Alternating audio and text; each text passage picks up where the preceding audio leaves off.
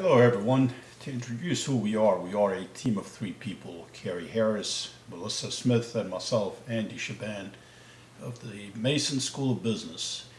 We will be conveying to you some of the applications of design thinking that we applied for aging in place, a problem that deserves the definition of being wicked.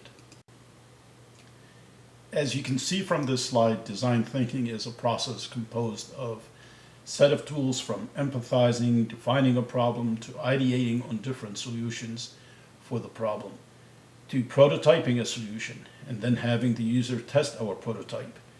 We will take you through this presentation each step of our design thinking and the challenges we encountered and the solution that we came up with. So our first step was to familiarize ourselves with aging in place, which is one's desire to stay at home as they age. Home is all about comfort, feeling like this is your place that you have made to satisfy your needs. And aging in place is being able to stay there safely and comfortably with the resources you need and access to as many support services as there are. So based on that, we defined aging in place as a wicked problem because no one solution fits all. Through our research, we gained background knowledge and basic understanding of what is meant for someone desiring to stay at home, regardless of health issues or physical mobility.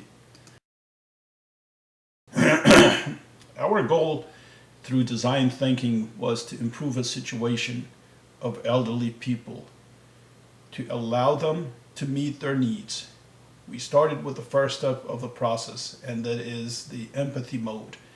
We stepped out of the box and set out to interview some senior citizens. In our discovery mode, we came up with sets of questions to ask them, such as, what are their needs, their likes and dislikes, etc. We immersed ourselves in their daily lives and created separate personas. Then we composited those personas into a single one that encompassed the three people we interviewed. This diagram represents what we engage ourselves in. We listened to them, got an insight of what they were feeling, saw what they were doing, we observed what they were saying, compared that to what they were doing, and sensed their pains and gains. What our empathy map revealed was independence. Senior citizens desire to be independent.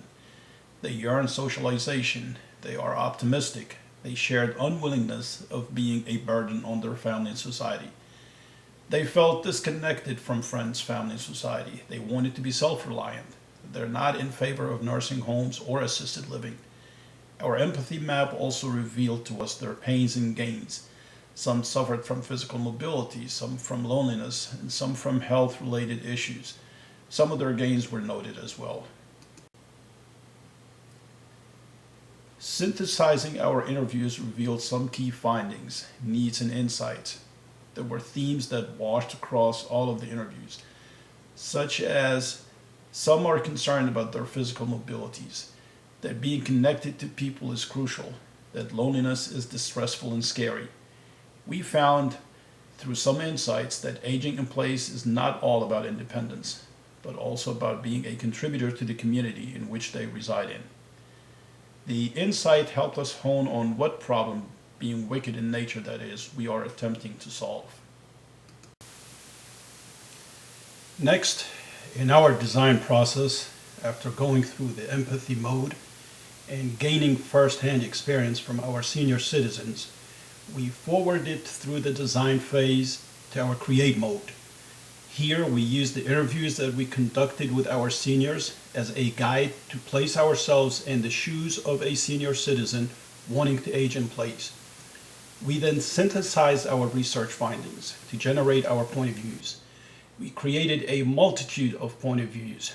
Who needs what, such as home modification, connectedness to friends in society, transportation, healthcare, and so on. The insight was a critical component because the more insightful you are, the greater the chances of arriving at a satisfactory solution.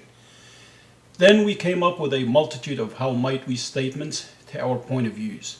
From the multitude of how might we then selected a final point of view, which is an elderly person aging in place needs connectedness because loneliness and isolation is scary. Then the team synthesized all the how might we to five and compromised on a final how might we, which is how might we create an environment that is made of elderly people connecting to the community using their personal and or professional skills. Our team used a Padlet to post our how might we and match them to our point of views. This process was very, was very helpful in sharing how might we and discussing them. Armed with our final how might we entered the next phase of our ideation mode.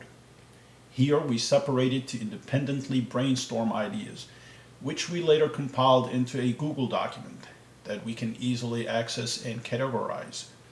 Brainstorming resulted in over 50 ideas.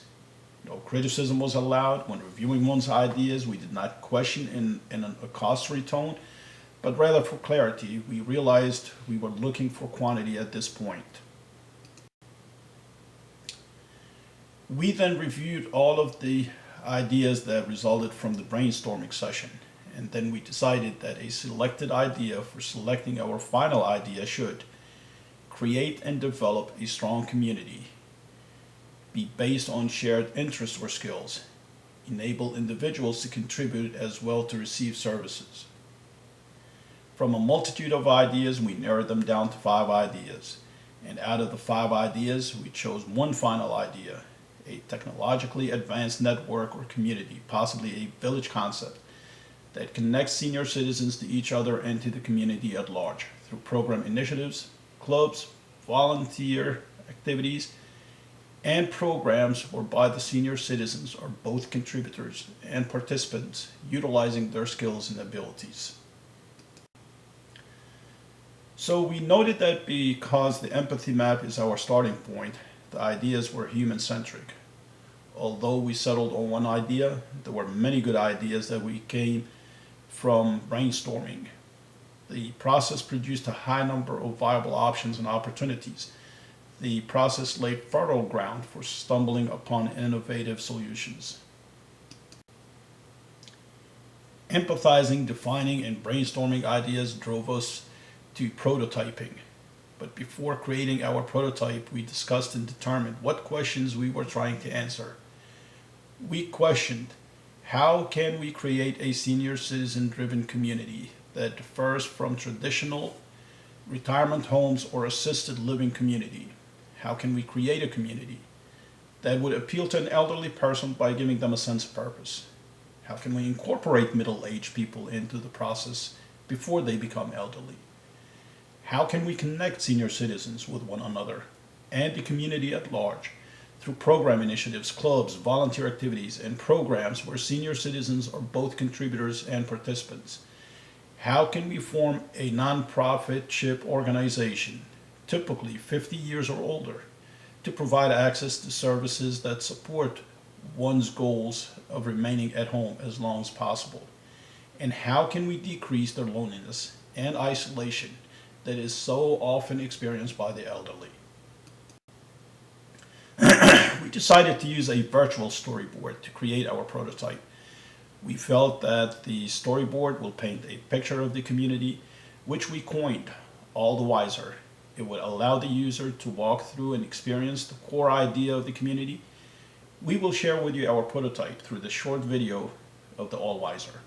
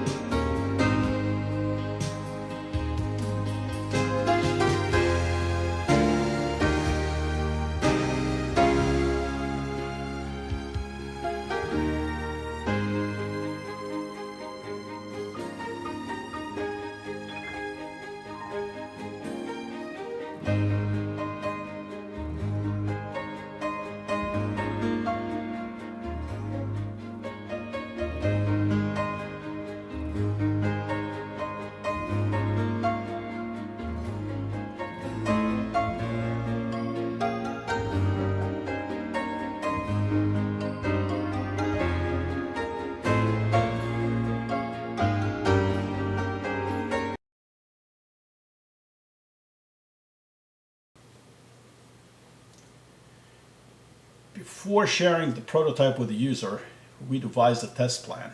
Our test plan was to present the video to the users and capture the users' reactions. Our plan was to allow them to test our prototype without any interjection, to pause and replay the video, and ask any questions they may have during or after the video. Our plan was to ask the following questions after the video. Would you prefer staying at home or moving into this community? What do you think of the All Wiser community? What do you like and not like about this community? Would you consider joining? What questions do you have for the services provided by the community? What are some of the social activities you would like for the community to offer? What services would you like to contribute, and what services would you like to receive? Is there anything that the community is missing that you would like to see added? So after we followed the test plan, we stayed mindful to not pitch the idea. We documented reactions, suggestions, criticism, questions, additional ideas that surfaced as a team. We evaluated and discussed feedbacks received. So we sent back with the feedback that we received from our users. We analyzed them as a group and went back to our drawing board, synthesized the feedback, and applied modification to our prototype. We are a diversified people with various backgrounds and employment careers. One member of our team is a teacher who believes that public schools are riddled with wicked problems. Following design thinking would allow decision makers to gain a better understanding of key stakeholders, students, teachers, and parents, and create ideas to address challenges with the needs of these people. The other team member is a finance executive in healthcare who believes that design thinking could be used as an approach to cash flow problems, specifically the high complex issue of uncollected healthcare receivables. And the last member of our team is a federal employee. We all know that federal government is full of wicked problems, from designing fighter jets to software to managing projects to procurement and so on. Design thinking will grant management within the Department of Defense the skills and knowledge to lead and shift economically and technologically to adapt with changing environments. Because design thinking is systematic, the process moved along well. Working collaboratively generated a multitude of ideas. Working collaboratively had positive results. Design thinking is both analytical and creative. There is substantial work done at the beginning of the process, identifying which problem to solve, finding insights through empathy. The upfront work lays a solid foundation, late felt. Throughout the rest of the process is human-centric. The iterative nature of the process produces a result that is refined and vetted. Thank you all so much, and I hope you found this presentation inspiring, because the challenge of aging in place inspired our team, and the design process gave us a direction in approaching the solution that we came up with. Thanks again.